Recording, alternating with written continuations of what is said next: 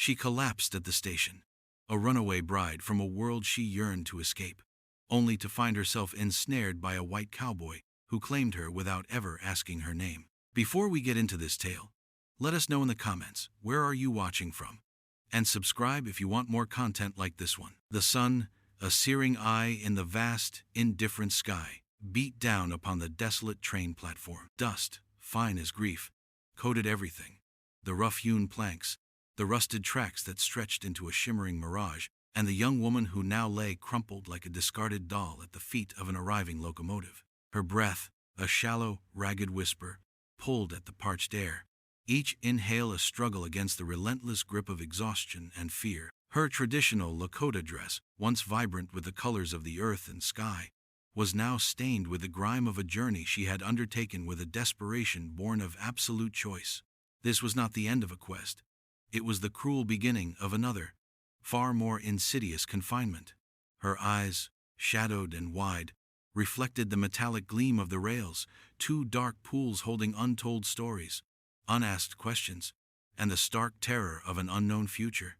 The world spun, a dizzying blur of the station master's curious gaze, the distant chatter of a few onlookers, and the rhythmic hiss of the train's steam. She had fled the arranged marriage, a cage woven from tradition and obligation, only to find herself adrift in a land that offered no refuge, no understanding. Every muscle ached, every bone protested, but it was the ache in her spirit that truly threatened to shatter her. It was a deep, guttural yearning for the sweeping plains she had known, the whisper of the wind through her people's lodges, the solace of a life where her identity was not a question, but a given. She heard voices, muffled and distorted, like stones tumbling through water.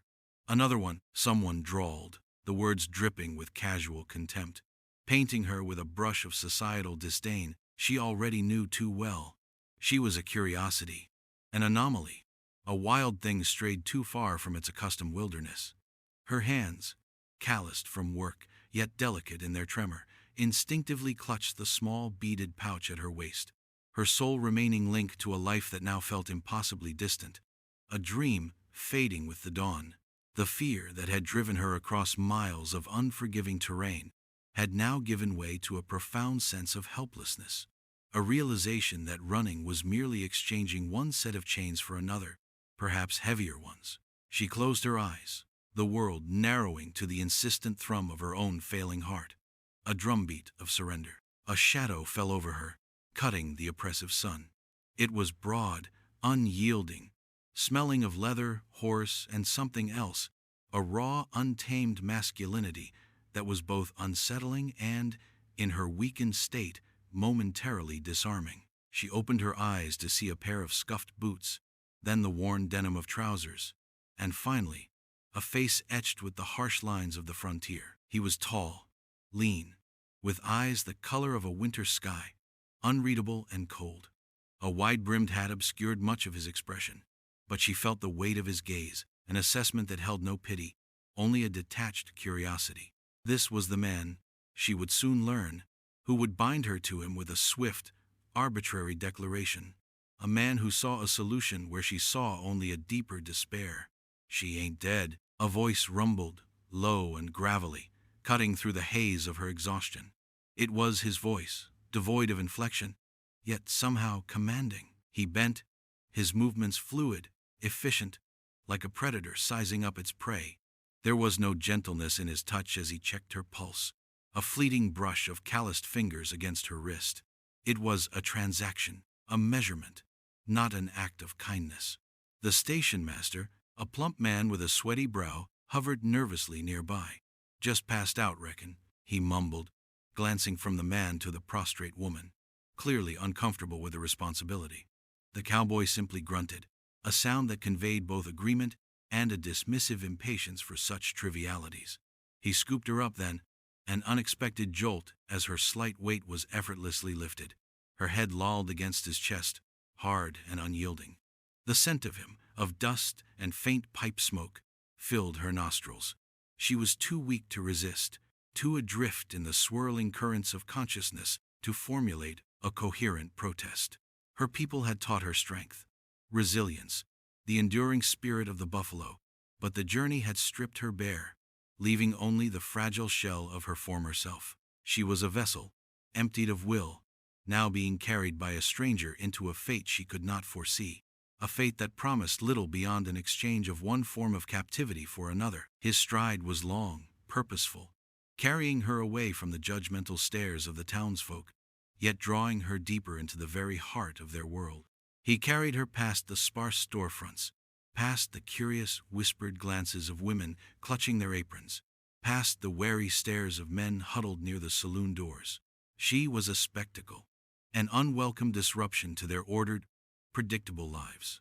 In their eyes, she was nothing more than an exotic trespasser, a problem to be dealt with, a wild bird that needed to be caged. He carried her towards a small, nondescript building, the town's only clinic, perhaps.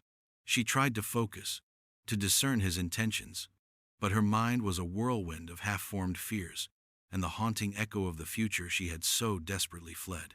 Her people had prepared her for harsh winters, for the hunt, for spiritual journeys, but never for this. This utter loss of agency, this complete surrender to a stranger's will.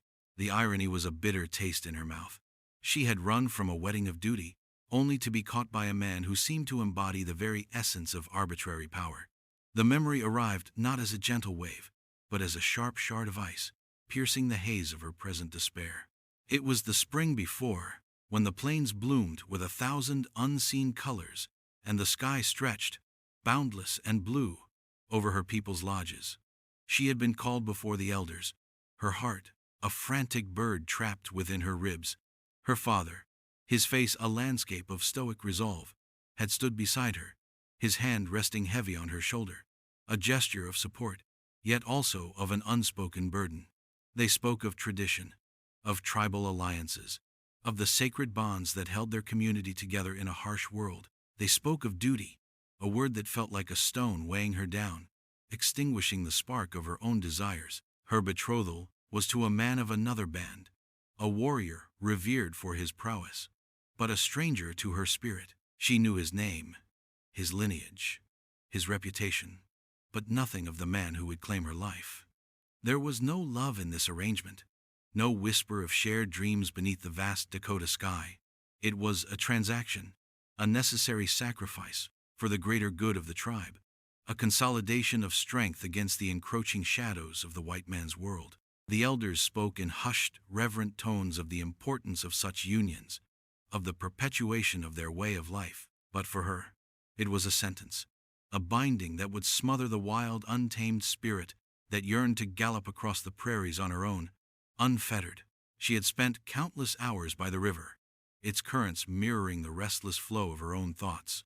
She watched the eagles soar, their wings catching the sunlight, symbols of an unfettered freedom she craved with an intensity that burned within her very soul. She saw herself in their flight, a creature meant for the open air, not for the confines of a teepee dictated by alliances. The beauty of her homeland, the rolling hills, the bison grazing in peaceful herds, the sacred Black Hills rising majestically in the distance, felt like a cruel mockery. It was a land of boundless liberty, yet she was destined for a life of quiet subservience, a life where her voice would be muted, her choices erased. The very air she breathed, once a symbol of her boundless potential, now seemed to press down upon her, heavy with the weight of expectation. She remembered her grandmother's eyes, ancient and wise, filled with a resigned understanding. "Some burdens," she had whispered, "are heavier than others, my child. But even the heaviest stone can be moved, if the will is strong enough." The words, though meant as comfort, had instead ignited a flicker of defiance within her. That night, beneath a sky thick with stars that glittered like distant promises, she made a choice. It was not a choice of rebellion, but of survival, an instinctive reaching for a freedom she believed was her birthright. The fear of the unknown, of a solitary journey through a land increasingly alien, was dwarfed by the greater fear of losing herself entirely. It was a perilous gamble, a desperate flight into the face of an uncertain dawn, a flight that had led her, broken and breathless, to this unforgiving station. He carried her into the clinic, a small, sterile room smelling faintly of carbolic soap and the lingering scent of illness. He placed her gently, almost impersonally, onto a cot. The doctor, a harried man with spectacles perched precariously on his nose, examined her swiftly, murmuring about dehydration and exhaustion. His gaze, too, held a measure of detached curiosity, mixed with the uncomfortable discomfort of dealing with someone so clearly other. She lay there, her body a vessel of profound weariness, yet her mind began to stir, slowly regaining its footing. The cowboy stood by the door, a silent sentinel, his presence a palpable weight in the small room. He offered no explanations, no words of comfort, simply observed, like a farmer appraising a stray animal. Later, she was given water, sweet and cool, and a thin, tasteless broth. She drank greedily, feeling strength slowly return to her limbs. The doctor left, offering terse instructions, leaving her alone with the cowboy. The silence stretched between them, thick and heavy, punctuated only by the distant sounds of the town, a barking dog, the creak of a wagon wheel. She watched him, assessing, measuring the contours of his power, searching for any weakness she might exploit. He seemed to read her intent, a faint, almost imperceptible shift in his stance, a tightening of his jaw. He didn't speak, but his presence was a constant, unspoken warning. Escape would not be easy, if it was possible at all. Her attempts to move, to rise, were met with an almost imperceptible shake of his head. "Best you rest," he finally said, his voice flat, devoid of emotion. It was not an order, yet it carried the undeniable force of one. The words were simple, yet carried a subtext she understood implicitly. She was his responsibility now, his property in some unspoken, barbaric agreement. The thought sent a cold shiver through her. She had fled one master, only to be caught by another, one whose intentions were even more opaque, more unsettling. The irony was a cruel twist of fate, tightening its grip with every passing moment. Outside, the whispers of the town swelled, a low, buzzing hum that permeated the thin walls of the clinic. She could almost feel their judgmental stares, their narrow-minded assumptions. To them, she was a symbol of the untamed wilderness they sought to conquer, a living embodiment of the Indian problem they discussed with such casual indifference. She was a curiosity, a threat, an exotic novelty, but never a person with a story, with a name, with dreams. It was in this oppressive atmosphere, this crucible of unspoken prejudice, that she first heard the insidious suggestion whispered by the doctor, then echoed by the cowboy, as if a morbid solution to a persistent inconvenience: a marriage. The word hung in the air, a bell tolling for a future she had never imagined. A future born of necessity, not love. A future that promised to bind her more tightly than any betrothal. The night she fled was a tapestry of velvet darkness, pierced by the unwavering eyes of countless stars. The air was crisp, carrying the scent of pine and damp earth, a scent she had always associated with the promise of tomorrow, with the quiet majesty of her homeland. She had waited until the lodge fires dimmed, until the rhythmic breathing of her family settled into the deep sleep of the late hours. Her small bundle was clutched tight, a blanket, a few dried meat strips, her father's worn compass, and the beaded pouch that held the only piece of her mother she possessed, a small, polished river stone. Each step she took away from the village was a wrenching tear, a severing of roots that had nourished her spirit since birth. The first few days were a blur of adrenaline and raw, primal fear. She moved mostly at night, guided by the stars, seeking shelter in the shadowed coulees during the brutal sun-drenched days.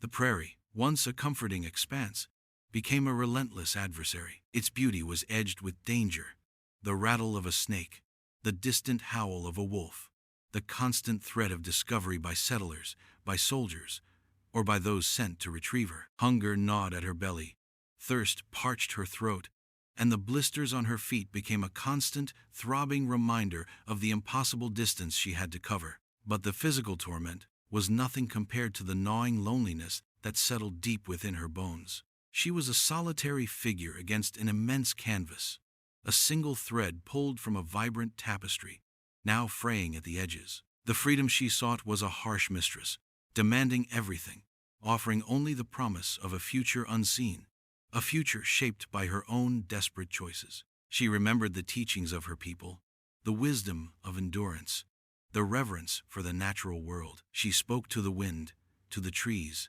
to the spirits of the land, seeking strength, seeking guidance in the echoing silence. Each sunrise, a fiery declaration of another day survived, brought with it a renewed sense of purpose, a fierce determination to keep moving, to keep pushing towards a horizon that promised liberation. She carried the burden of her decision, the knowledge that she had defied not only her family, but the very fabric of her community.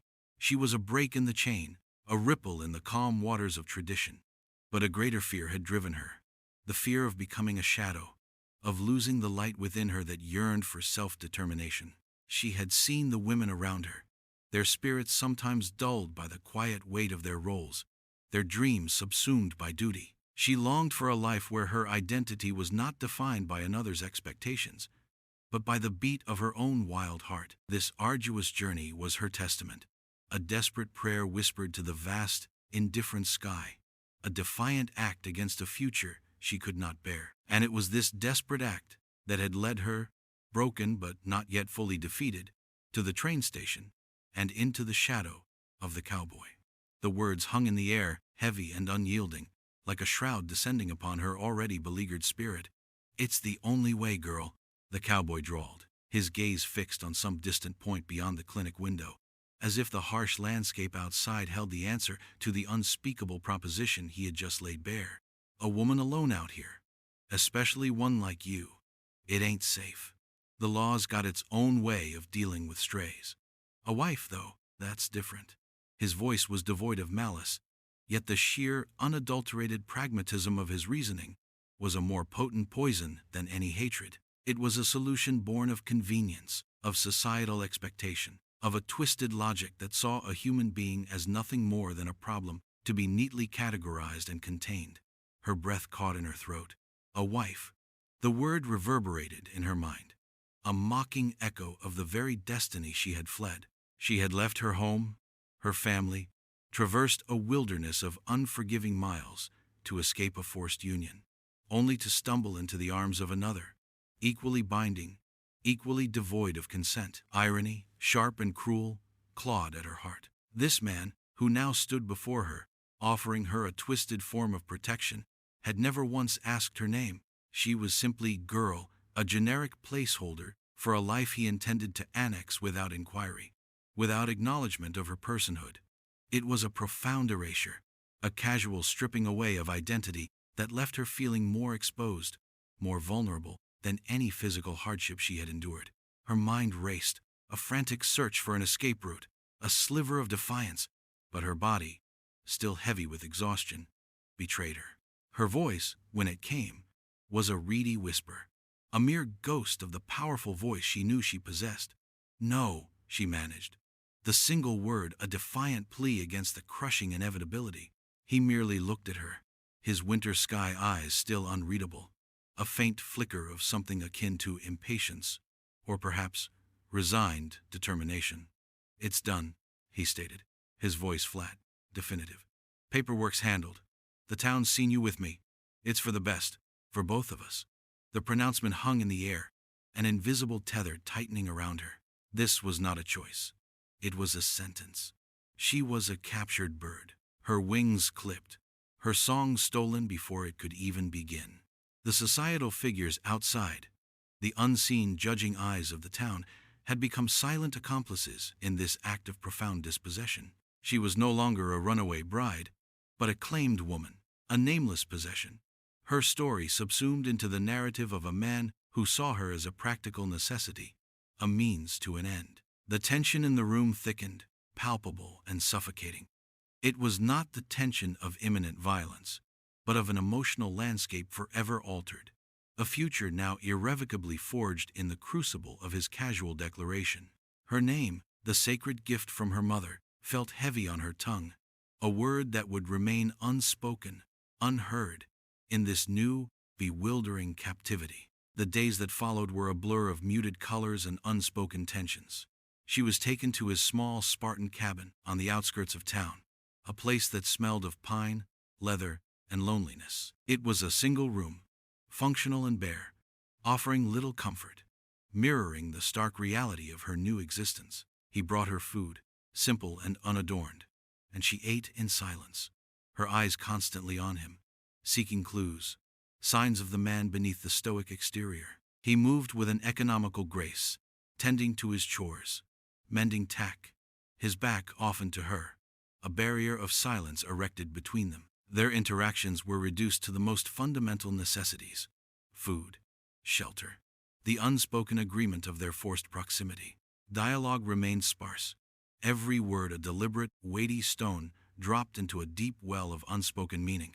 He would issue brief instructions: water's in the bucket, or fire needs tending, and she would respond with a silent nod, her compliance a mask for the turmoil raging within her. She was a ghost in her own life, a shadow moving through his, her existence defined by his presence.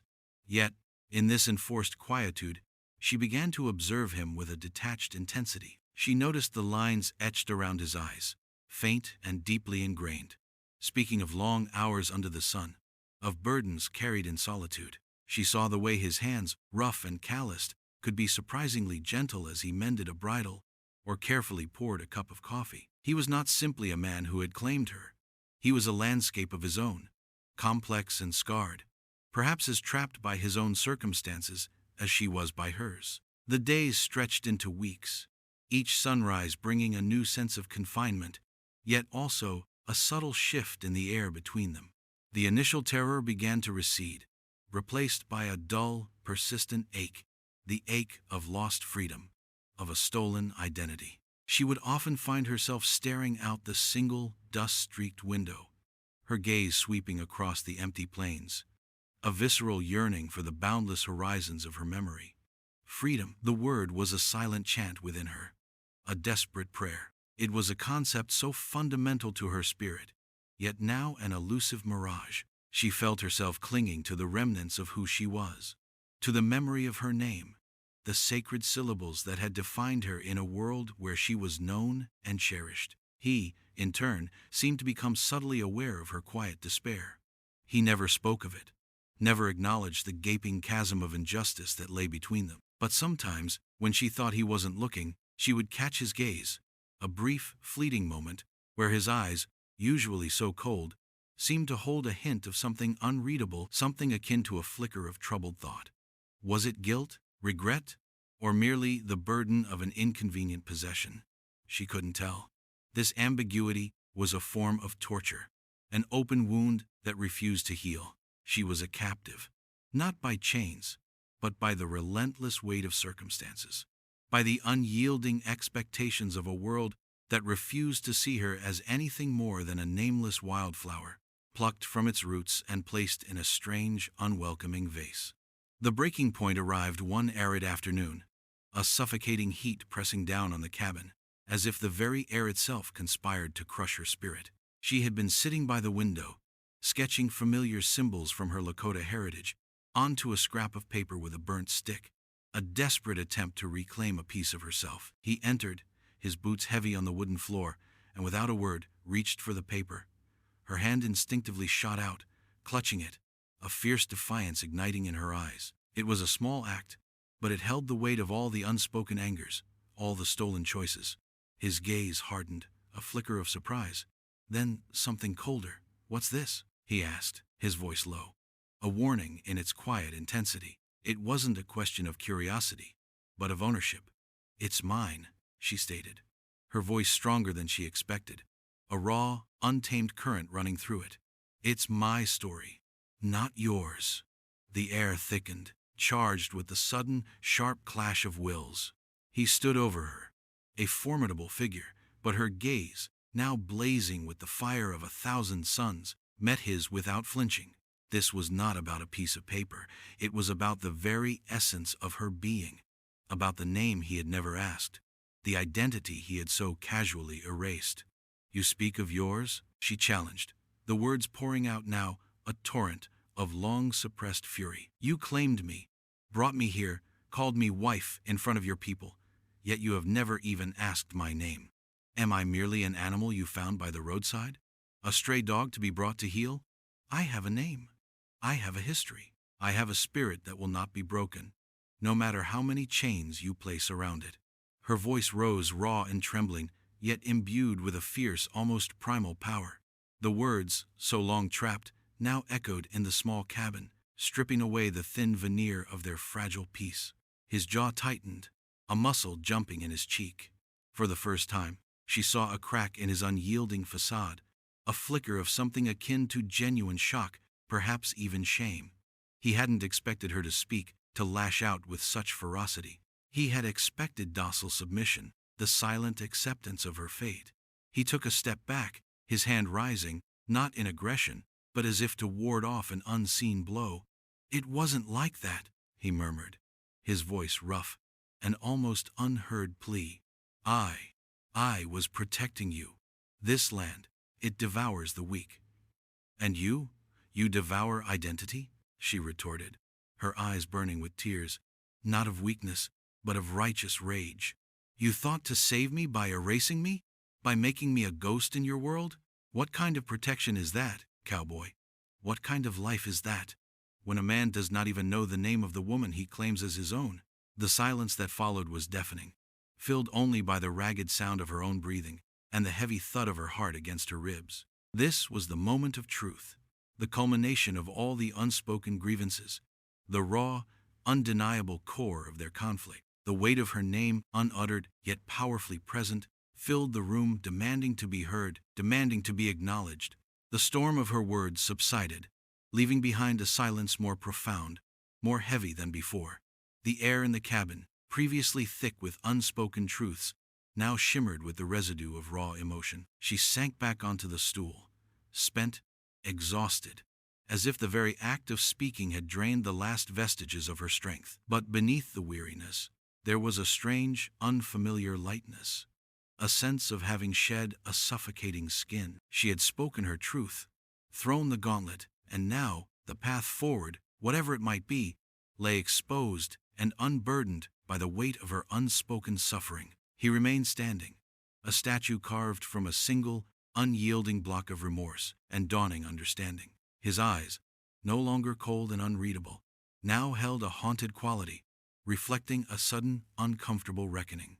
The lines on his face seemed to deepen, etched not by sun and wind, but by the slow, painful realization of his own profound blindness. He had seen her as a problem, a charge, a convenient solution to a societal inconvenience, but never as a woman with a spirit as vast and complex as the plains from which she came. He had offered protection, a form of ownership, but had utterly failed to see the vibrant life he had inadvertently sought to smother. The weight of his silence was different now, no longer oppressive, but contemplative. It was the silence of a man forced to confront the wreckage of his own assumptions, the brutal truth of his well-intentioned, yet deeply flawed, actions. She watched him, no longer with fury, but with a detached curiosity, a glimmer of a new kind of hope. Had her words, so sharp and piercing, finally broken through the layers of his hardened exterior? Had she, by risking everything in that explosive outburst, finally forced him to see her, not as a nameless Lakota woman, but as a person, a being deserving of dignity and recognition? In the quiet aftermath, she reflected on the journey that had brought her to this desolate cabin, to this improbable, accidental union. She had lost her home, her family, the familiar rhythms of her people. She had exchanged the known constraints of tradition for the terrifying unknowns of the white man's world. But she had also gained something invaluable: the fierce, unyielding knowledge of her own will, the raw courage to demand her own truth. The irony was bittersweet. In running from one marriage, she had found herself in another, one forged not by consent, but by circumstance. Yet, in this forced union, she had been compelled to fight for the very essence of her identity, a battle she might never have waged had she remained in the quiet comfort of her tribal life. The tension was still there, a thin, resonant cord, but it was now laced with a fragile, nascent understanding, a fragile promise of something akin to recognition. He finally moved, a slow, deliberate turn, his gaze finally meeting hers, no longer evasive, but deeply, unsettlingly direct.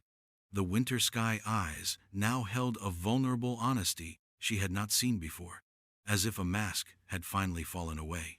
He took a hesitant step towards her, then another, until he stood before her, the distance between them no longer measured by feet, but by the vast, unspoken chasm of cultural difference and profound misunderstanding. The air crackled, not with tension, but with the fragile promise of something new, something profoundly human. His voice, when he spoke, was softer than she had ever heard it, stripped of its usual gruffness, raw with an unfamiliar humility. "Your name?" he said, the words barely a whisper, yet resonating with the weight of all the silence, all the ignorance that had come before. "What is your name?" The question, so simple, so fundamental, felt like a sacred offering, a quiet acknowledgement of her personhood. A bridge finally extended across the chasm. It was not an apology, not yet, but a first crucial step towards seeing her as more than a wild thing, more than a burden, more than a nameless convenience. A tear, warm and unexpected, tracked a path through the dust on her cheek. It was a tear not of sorrow, but of release, of the quiet, profound joy of being seen. She looked at him, truly looked at him, seeing for the first time not just the cowboy who had claimed her, but the man beneath the hardened exterior, the man capable of this quiet, transformative vulnerability. The vast plains outside, once a symbol of her lost freedom, now felt different, imbued with the potential for a new kind of belonging, a belonging forged not by tradition or decree, but by a hard-won, shared understanding. "Ayana," she whispered, her voice husky, imbued with the ancient strength of her ancestors, with the resilient beauty of her people. "It means eternal bloom." The name, her true name, finally spoken aloud in this small, alien cabin, filled the space, transforming it, infusing it with meaning, with history, with the vibrant pulse of a life that refused to be extinguished. It was a statement, a reclaiming, a planting of roots in an unexpected and hostile soil. Their journey, once fraught with conflict and profound injustice, had not ended in simple domesticity, but in the difficult, often painful, forging of a shared humanity, a testament to the enduring power of a name and the quiet, revolutionary act of asking for it. The future remained uncertain, a landscape of challenges, but for the first time, she faced it with the knowledge that she was seen, that she was heard, and that her spirit, resilient and unbroken, would continue to bloom.